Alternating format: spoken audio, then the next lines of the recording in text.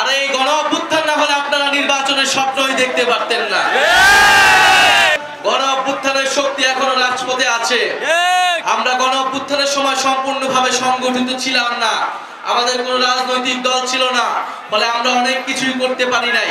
কিন্তু আমরা সরকারের ভিতরে বাহিরে সর্বাত্মকভাবে চেষ্টা করেছি এই অন্তর্বর্তী সরকারকে এই সময়ের রাজনীতিকে গণ অভ্যুত্থানের দিকে ধাবিত করার, এবং আমরা এই চেষ্টা এখনো জারি করে রাখছি। আর কিছুদিনের মধ্যেই 5ই আগস্ট আসতে যাচ্ছে। আমাদের জুলাই গণ অভ্যুত্থানের 1 বছর পূর্তি হবে। 5ই আগস্টের আগে 3রা আগস্ট আমরা ঢাকায় জড়ো হব। আমরা বলেছি জুলাই সনদ এবং জুলাই ঘোষণাপত্র অবশ্যই 5ই আগস্টের মধ্যে জারি করতে হবে, এবং বিচার এবং সংস্কার এবং নতুন সংবিধানের প্রতিশ্রুতি নিশ্চিত করতে হবে। অনেকে বলে বিভিন্ন ভাবে আমাদের বিরুদ্ধে প্রোপাগান্ডা করার চেষ্টা করা হচ্ছে, আমরা নাকি নির্বাচন বানচালের চেষ্টা করছি, আমরা নাকি নির্বাচন পিছিয়ে দেওয়ার চেষ্টা করছি। আর এই গণ অভ্যুত্থান না হলে আপনারা নির্বাচনের স্বপ্নই দেখতে পারতেন না।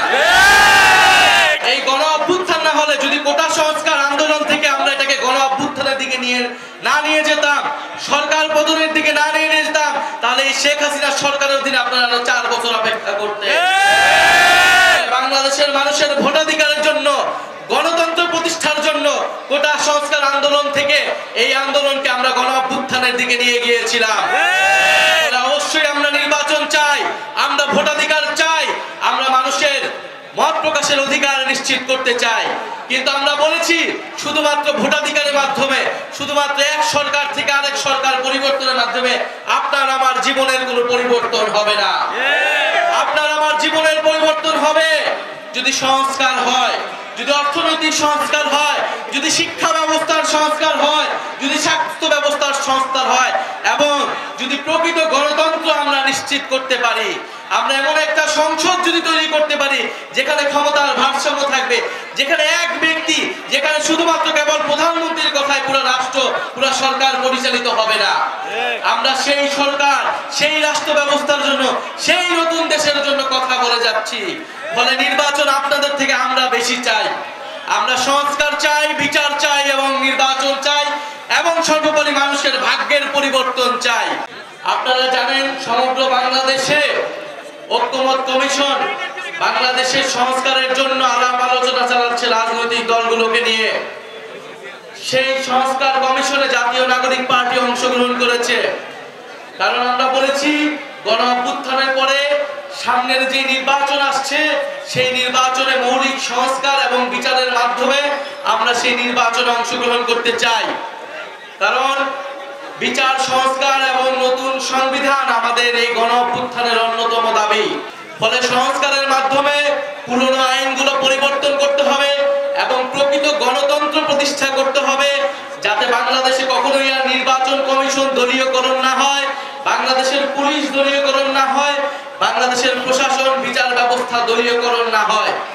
আমরা একটা নিরপেক্ষ পুলিশ ব্যবস্থা চাই, নিরপেক্ষ প্রশাসন চাই, নিরপেক্ষ বিচার ব্যবস্থা চাই, নিরপেক্ষ নির্বাচন কমিশন চাই। আমরা দেখেছি অলরেডি ঐক্যমত কমিশনে একটি পুলিশ কমিশন গঠনের জন্য সবাই ঐক্যমত পোষণ করেছে। আমরা সেজন্য সবাইকে ধন্যবাদ জানাই। কারণ আমরা চাই না বাংলাদেশের যে পুলিশ ব্যবস্থা তারা কখনোই আর দলীয়করণ হোক, কোনো দলের পক্ষে, জনগণের বিপক্ষে তারা ব্যবস্থা গ্রহণ করুক। আমরা চাই পুলিশ জনগণের হয়ে উঠুক, প্রশাসন জনগণের হয়ে উঠুক, আদালত জনগণের হয়ে উঠুক। আমরা বলেছি সংস্কার প্রক্রিয়ায় আমাদের একটি উচ্চ কক্ষ প্রয়োজন।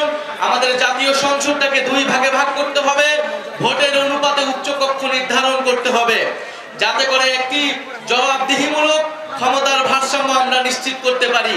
সেই উচ্চ কক্ষের সংসদে সেই ভোটের অনুপাতের উচ্চ কক্ষে এখনো ঐক্যমত হয়নি, ফলে জুলাই সনদ এখনো আটকে রয়েছে।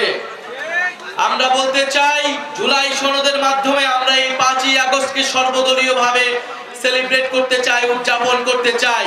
তাই যারা নিজেদের দলীয় স্বার্থে এখনো এই জুলাই সনদে ঐক্যমত হয়নি, তাদের প্রতি আমাদের সাদর আহ্বান থাকবে, জনগণের স্বার্থে, দেশের স্বার্থে আপনারা ঐক্যমত পোষণ করুন। কারণ সংস্কারের জন্যই, পরিবর্তিত বাংলাদেশের জন্যই মানুষ রাজপথে নেমে এসেছিল, মানুষ জীবন দিয়েছিল। জীবন দিয়েছিল আমার রিকশাওয়ালা ভাই, জীবন দিয়েছিল আমার গার্মেন্টসের ভাই, জীবন দিয়েছিল আমাদের পথশিশুরা, জীবন দিয়েছিল আমাদের বোনেরা, জীবন দিয়েছিল শত শত ছাত্র তরুণেরা।